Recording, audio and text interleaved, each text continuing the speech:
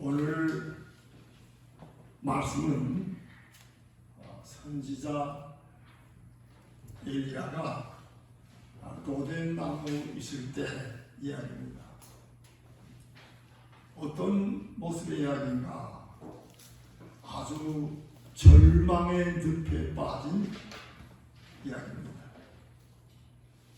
엘리야가 하나님의 선지자로 활동하면서 그 절정의 이야기가 기록된 것이 바로 전장인 열왕기상 18장입니다. 여러분 잘 아시죠? 어디서였습니까? 갈멜산에서였습니다.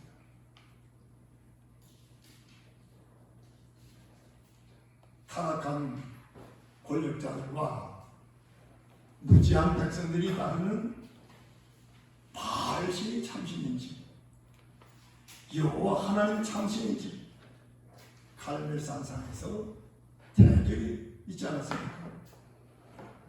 바알 선지 450명, 아셀 선지 400명, 합해 850명과 하나님의 선지자 엘리야 한 사람 850대 1의 대결이었습니다.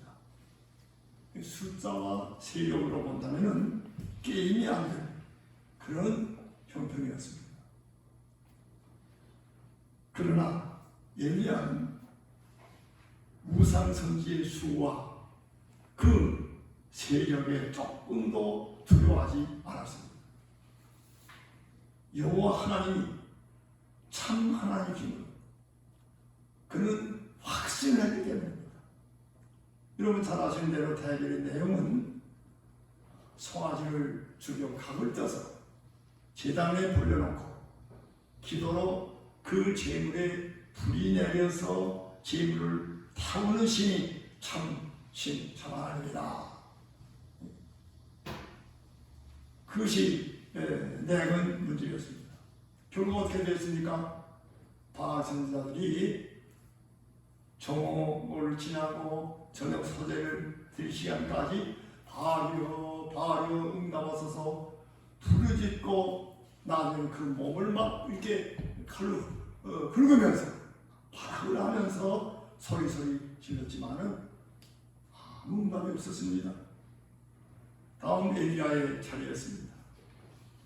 준비된 제단 앞에서 하늘을 우러러 아브라함의 하나님, 이삭의 하나님, 야곱의 하나님, 여호와여 주께서 이스라엘 중에서 하나님이신 것과 내가 주의 종이 된 것과 내가 주의 말씀대로 이 모든 일을 행하는 것을 오늘 알게 하옵소서. 내게 응답하옵소서. 내게 응답하옵소서. 이 백성의 주 여호와는 하나님이신 것과 주는 그들의 마음을 돌이키심을 알게 하옵소서. 이때에 여호와의 불이 떨어졌습니다. 번제물과 나무를 태웠습니다. 흙을 태우고 주변로 돌아가며 파놓은 또랑에 물이 있었는데 물도 핥았습니다. 이 광경을 백성들이 보고 엎드려서 외쳤습니다. 여호와는 하나님이시로다. 여호와는 하나님이시로다.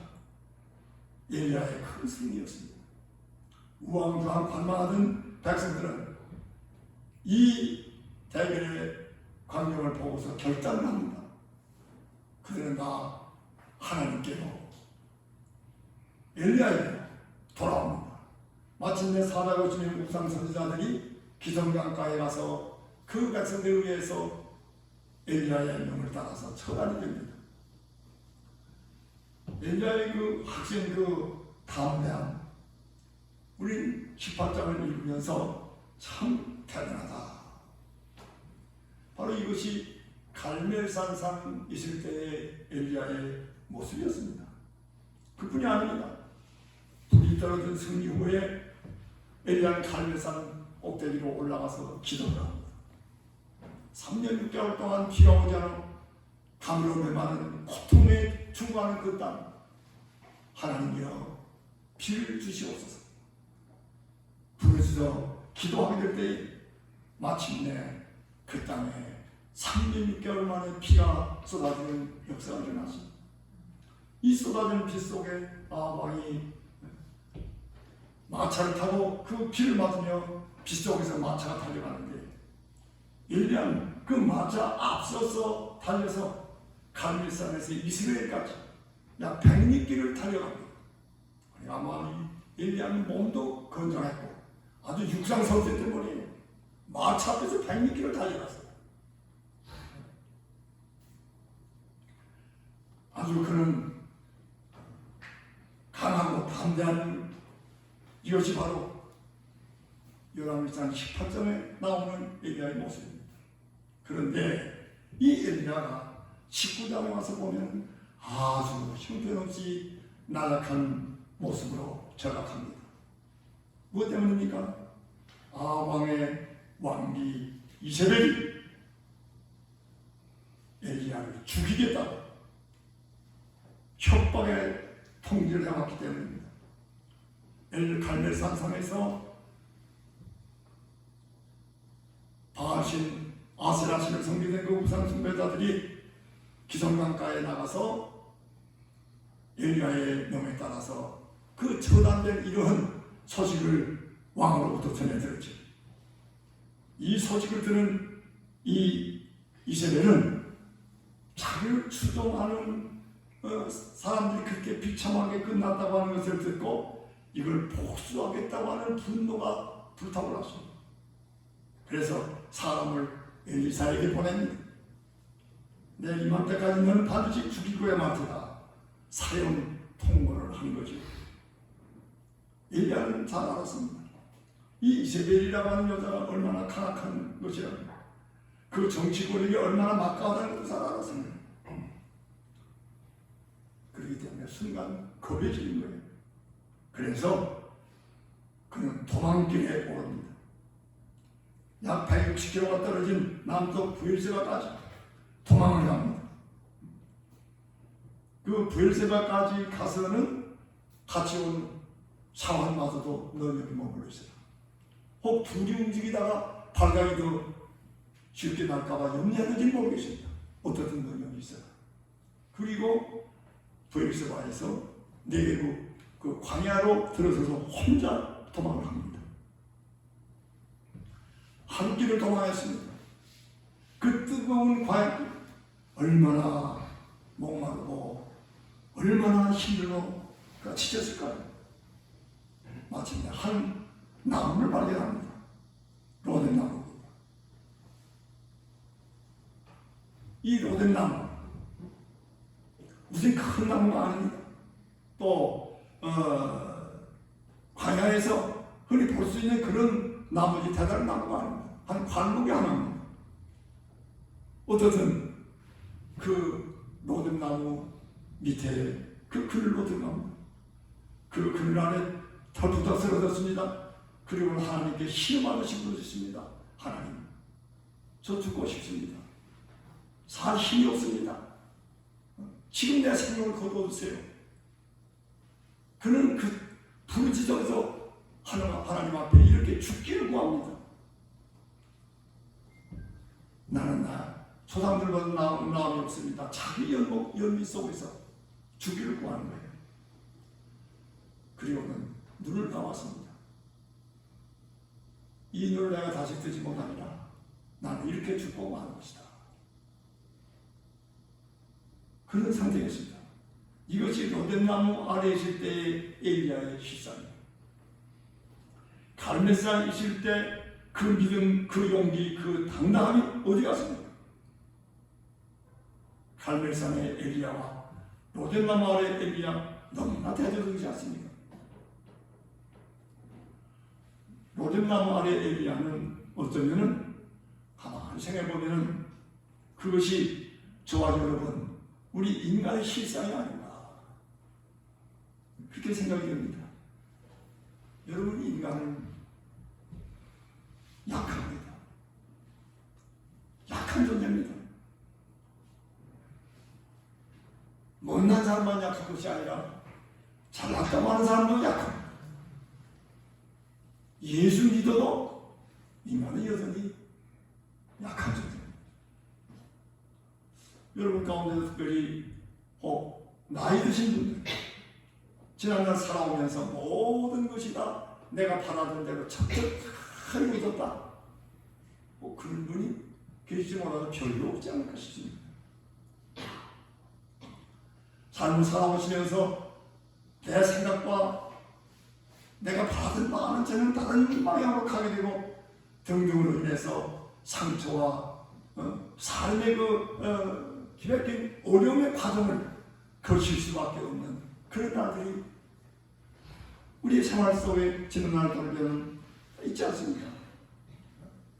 막 거의 그런 경험들을 겪으면서 지내온 것이 오늘 우리의 삶의 모습이 아닌가 싶습니다. 심지어 엘리야처럼 하나님, 저 죽고 싶습니다, 살아갈 힘이 없습니다, 그런 마음의 상처를 겪으신 분들도 계실지 모릅니다. 여러분, 우리가 알아야 될 것은 예수 믿어도 인간은 약한 존재입니다. 은혜를 받아도 약한 존재입니다.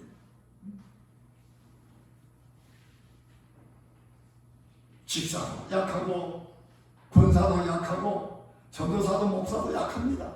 여기 서서 말씀을 전하는 이 목사도 아주 약한 사람입니다. 약한 존재입니다. 그거 신해야 됩니다.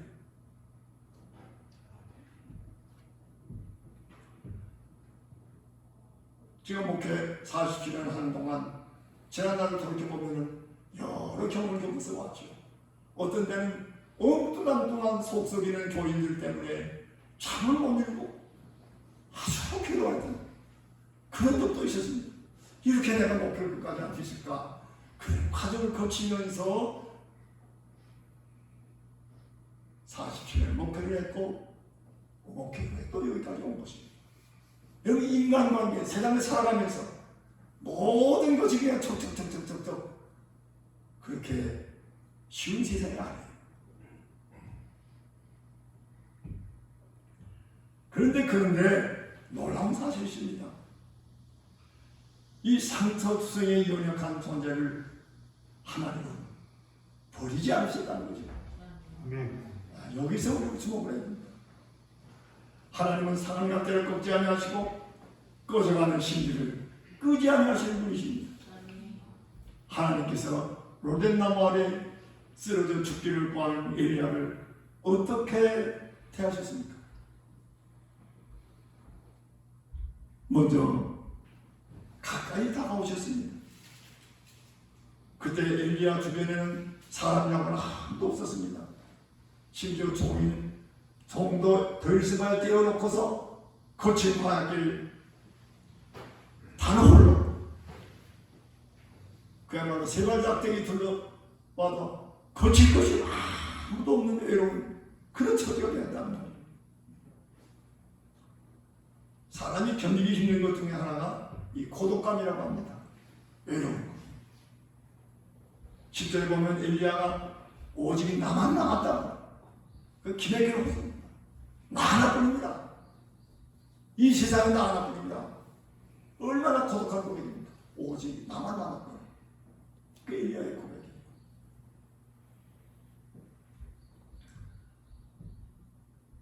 이 고독한 엘리야를 하나님이 가까이 찾아오셨습니다. 옆에서 함께 계셨습니다. 여러분, 내가 어떤 처지에 있든지 바로 내 옆에, 엠마오로 가는 두 제자 옆에 주님이 계셨듯이 이 세상 살아가는 나 삶의 고독함을 기운하는 내 옆에 바로 하나님이 계신 것을 믿으시기 바랍니다. 오셔서 어떻게 하셨습니까? 어루만지셨습니다.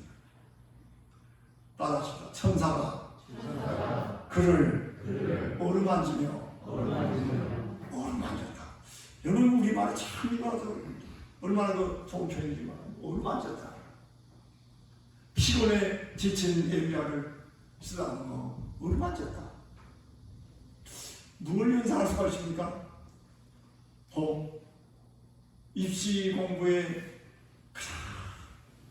지쳐서 공부하다가 책상 옆에서 쓰러져 자고 있는 아들 그다음 자녀에게 그 얼마나 아빠가 아이고 왜 얼마나 힘드냐. 그때 그 얼마나 늙어요. 또 병으로 어떤 일로 인해서 괴로워하다가 잠든 그 자녀를 보면서 얼마지 부모의 심령 얼마지라고 말해요. 요청할 수 있습니다. 하나님의 엘리야를 야단치시고 참 많이 하셨어요. 최근에 여기셨습니다. 너 이 시대에 갈멜산상에서 풀을 내려 우상 선지자를 다 소탕한 그런 시대의 큰 선지자가 아니야. 근데 이 꼴이 뭐냐? 당장 일어나! 그러지 않으셨어요. 그렇게 안 하셨습니다. 그냥 오르만 치셨습니다.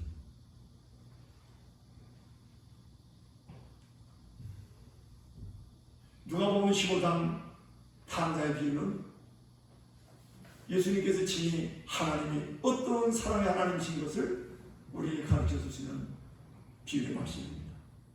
나 같은 탕자가 귀신 죽지 못한 살고 돌아오는 그 모습을 보고 그 아버지가 첫 번 반응이 뭐였느냐? 따라서 측은히 여기고 어떻게 했다고요? 저 못된 녀석도 집에 기어 들어오는 거야? 그게 아니라 측은히 여겼다는 거죠. 아버지가 아들을 받아들일 때의 그 측은히 여길 마음, 그리고 그를 족석 안고 그 입을 맞추고 좋은 것을 내다가 입히고 칼질을 끼우고 살찐 짐승을 잡아서 참치를 그게 어디서부터 시작됐느냐? 따라서 측은히 여기고 측은히 여기는 데서부터 시작해요. 측은히.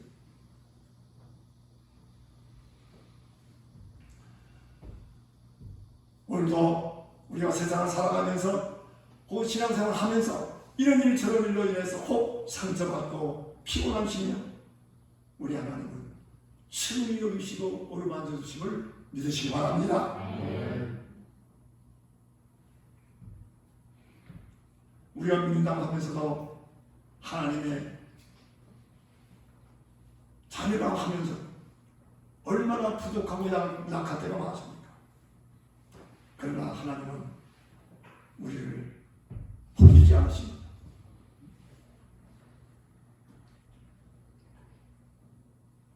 여러분, 혹 어린아이가 아들, 딸이 잘못할 때 너희들 다시 왜 그래? 정신 차리기 위해서 종아리거든? 요새는 뭐 그런 거 별로 없습니다만 종아리를 때립니다. 그러면 아파서 웁니다. 그러면 그 아파서 우는 그 자식의 종아리 맞은 자리에 오를 맞으면서 그 같이 우는 것이 그게 부모의 심령이에요. 바로 여기 엘리야를 향하여 측은히 여기시며 오를 만지는 하나님 모습에서 우리 그걸 생각할 수가 있어요. 채찍에 맞아도 주원의 내 손으로 때리시고 어루만져 위로해 주시는 우리 주의 넓은 품으로 어서 돌아오소서. 아멘. 그 다음에 하나님 뭐 하셨습니까? 일어나서 먹으라. 엘리야가 일어나 봤습니다. 숯불에 구운 떡과 한 병 물이 있었습니다. 이것저것 가리지 아니하고 배고파 허기지고 지금 쓰러져 있는 딱 일어난 엘리야는 이것을 먹고 마셨습니다. 그리고 잤습니다. 다시 또 오르막는데 기척을 느끼고 일어났더니 역시 떡과 물이 있습니다. 또 먹고 마셨습니다. 그리고 잤습니다. 엘리야가 거듭 나온 밑에서 한 일은 먹고 마시고 자고 먹고 마시고 자고 먹고 마시고 자고 그것밖에 없어요.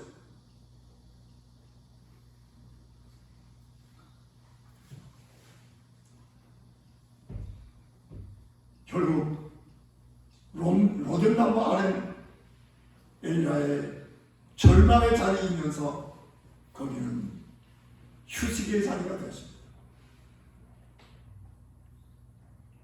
하나님은 일하게 하실 뿐만 아니라 쉬게 하십니다. 잘 일하고 잘 쉬고 이것이 하나님이 정하신 건강한 삶의 태도입니다. 엿새 동안 힘써 일하고 21일째를 날 쉬어라. 기독교는 피곤한 인생에게 쉼을 준 종교입니다. 다른 어떤 종교에 그게 없습니다.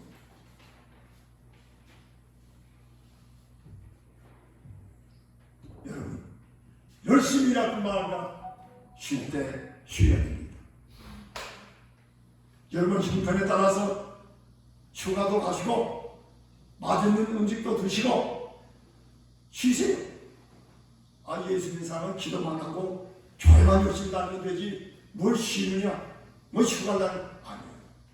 예수 믿는 사람도 육신이 같은 몸이에요. 쉬어야 돼요. 기계도 쉴 때 쉬어야지 그냥 돌리면 고장납니다.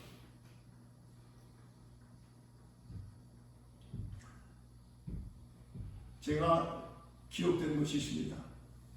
전도사 시절, 총각 전도사 시절인데 저 안성군 공동 양진교회 개척할 때입니다.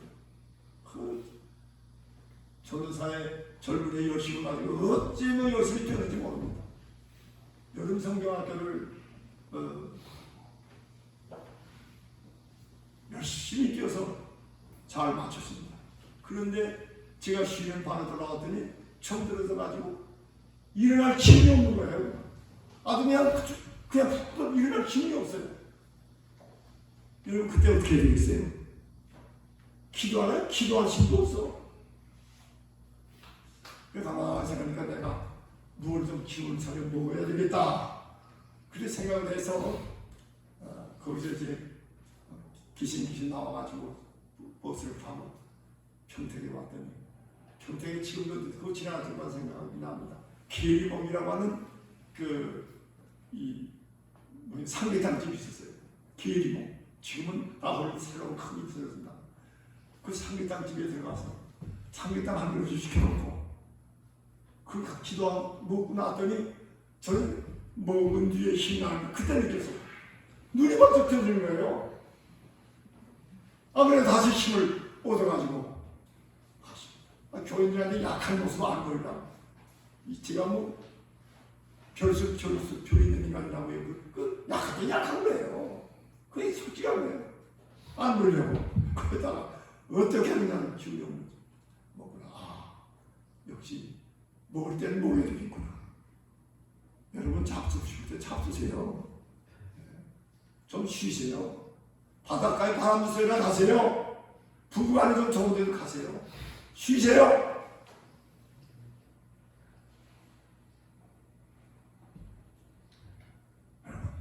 오늘 하나님께서 우리에게 주시는 우리의 몸, 우리의 삶, 하나님의 뜻에 따라서 잘 맞춰 살아야 됩니다. 믿으시면 아멘. 아멘.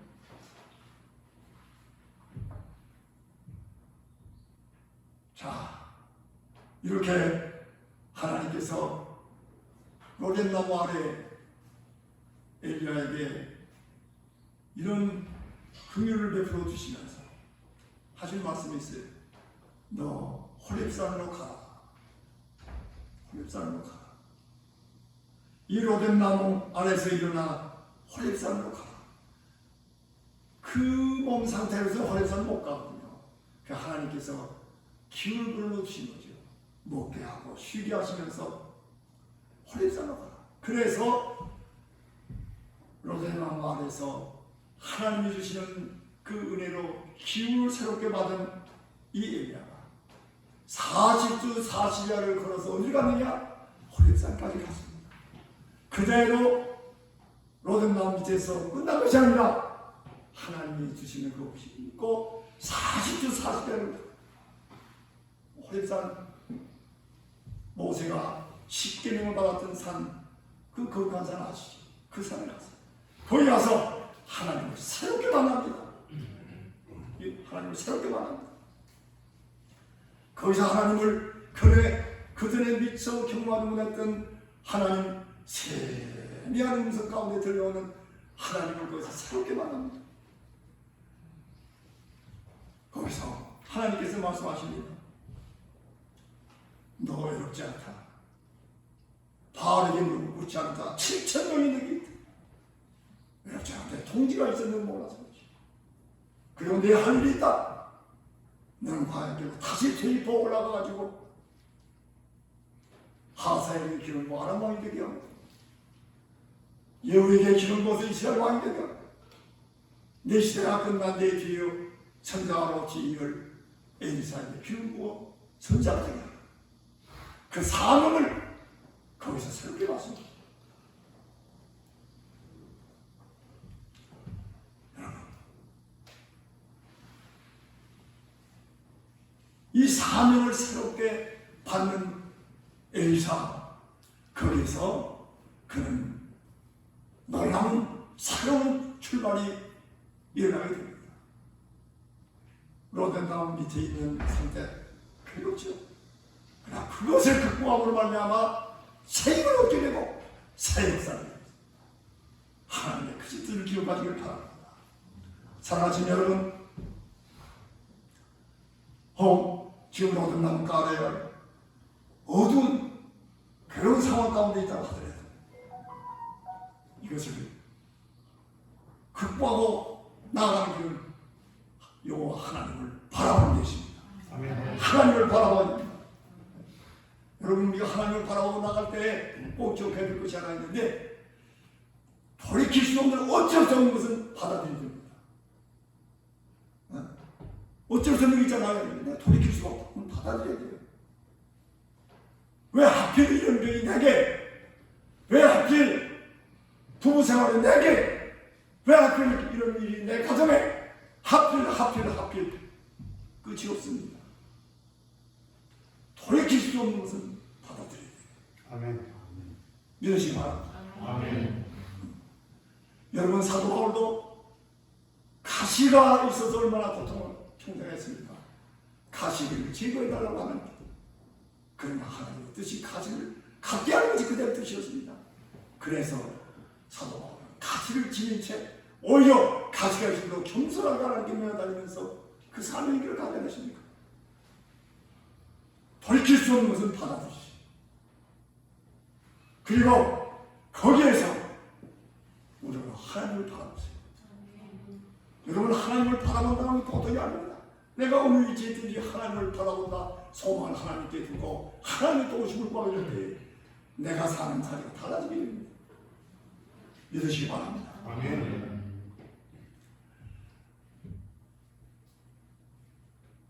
시편 40편 11절에 시편 기자는 시편 40편 11절입니다. 다 같이 시작. 내 영혼아, 네가 어찌하여 낙심하며 어찌하여 내 속에서 불안해하는가? 너는 하나님께 소망하노라. 나는 그가 나타나 주님이시여 말미암아. 아멘. 내 영혼아, 네가 어찌하여 낙심하며. 자기가 자기를 향하여 지금 권고하는 겁니다. 자기를 향해서. 다른 사람을 향해. 내 영혼아, 네가 어찌하여 낙심하냐? 너 낙심하지 말아라. 하나님을 바라라. 하나님께 소망을 보라. 낙심하지 말아라. 그 자리에서도 할렐루야. 믿습니까? 형편이 좋으니까 할렐루야. 어느 가운데서 내 영혼아, 네가 어찌하여 낙심하느냐? 어찌하여 낙심하느냐? 여호와 하나님을 바라라. 소망을 보라. 할렐루야. 믿으시기 바랍니다. 여호와를 악망하는 자는 살림을 얻으리라고 했습니다. 바로 엘리야가 로덴나무 밑에서 살림을 얻게 된 동기가 된 겁니다.